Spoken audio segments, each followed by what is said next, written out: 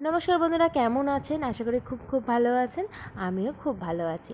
আজকে সকালে একটু ব্রেকফাস্ট করবো একটু অন্যরকম। রোজ ওটস খাই, তো আজকে ভাবলাম যে একটুখানি অন্যরকম করব। আজকে ছোলা আর বাদামটা একটু ভিজিয়ে রেখেছিলাম, সাথে একটুখানি শসা, একটু পেঁয়াজ, একটুখানি গাজর আর একটুখানি বিট, সাথে একটু আদা আর লেবু, সাথে যে চাট মশলা খাবে চাট মশলা, আর যে খাবে না সে একটু সামান্য বিট নুন দিয়ে ভালো করে মিশিয়ে একটা সকালে খুব সুস্বাদু একটা জলখাবার হয়ে যাবে।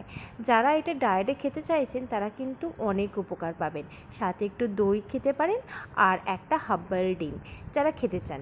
তো আমি এখানে মানে ডিমটা খাবো না, তো আর এর সাথে কিন্তু চাটের সাথে একটু ধনেপাতাও দেওয়া যেতে পারে, বাট আমার কাছে ধনেপাতা ছিল না তাই আমি ধনেপাতা দিইনি।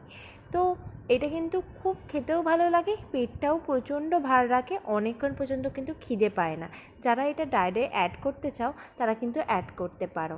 তো আমি এটা আমার জন্য আর সাথে আমার হাজব্যান্ডের জন্যও করেছি। তো অনেকটাই করেছি যাতে পুরোটা আমরা দুজনে হাফ হাফ করে শেষ করে নিতে পারি। আর অনেকটা খেলে পেটটা অনেকক্ষণ ভরা থাকে, তাহলে কি হয় মানে অনেকক্ষণ পর্যন্ত খিদে পায় না।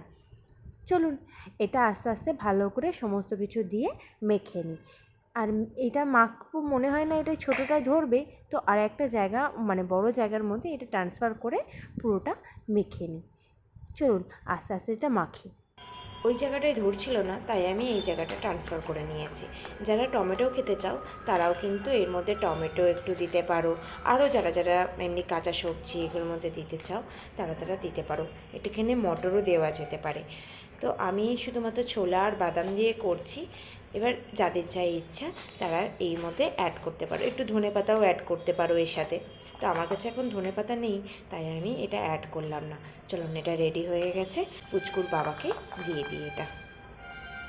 গাজর, একটু বিট আর একটু ফুলকপি দিয়ে পেস্ট করে ওটসটাকে দিয়ে একটা রুটি বানিয়ে নিচ্ছি। রুটি মানে একটু হালকা তেল দিয়ে ভেজে নিচ্ছি, দিয়ে এটা পুচকুরকে দেবো।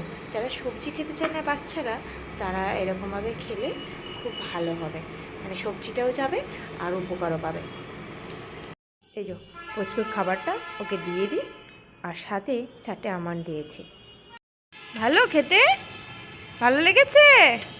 আচ্ছা খাও তুমি, ঠিক আছে।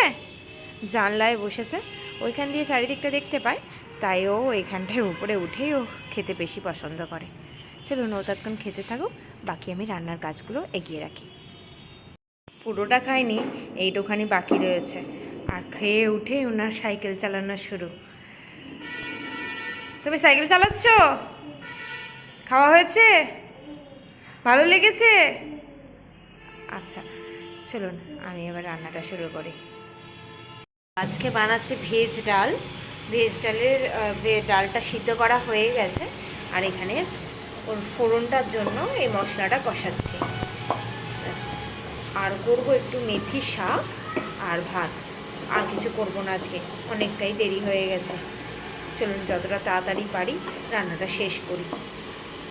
আজকে ভেজ ডালে একটু চিনির বদলে গুড়টা দেবো। এই পাটালিটা এনেছে, তো চিনিটা অল্প আছে তাই আমি ভাবলাম আজকে গুড়টা দিয়েই রান্না করি, কেমন খেতে হয় দেখি। আর ভেজ ডালে একটু মিষ্টি মিষ্টি না হলে না বেশ খেতে ভালো লাগে না। তো ফুটে গেছে, গুড়টা একদম মিলিয়ে গেলে এই ভেজ ডালটা নামিয়ে ফেলবো। মোটামুটি ফোড়ন সমস্ত কিছু, নুন মশলা সমস্ত কিছু দেওয়া হয়ে গেছে। এরপর এই গুড়টা হয়ে মানে মিলিয়ে গেলেই এই ডালটাকে নামিয়ে ফেলবো, তারপর শাকটা করে নেব। ডালের সাথে একটুখানি অমলেট দেবো ভেবেছি, তো অমলেটটা করছি ওর জন্য। এবার সবাইকে সমস্ত রান্নাও কমপ্লিট হয়ে গেছে, ভাতটাও প্রায় কমপ্লিট হয়ে গেছে, তাই অমলেটটা করে তারপর সবাইকে খেতে দিয়ে দেবো। আজকের মতো ভিডিওটা এখানেই শেষ করছি, দেখা হবে নেক্সট কোনো একটা ব্লগে।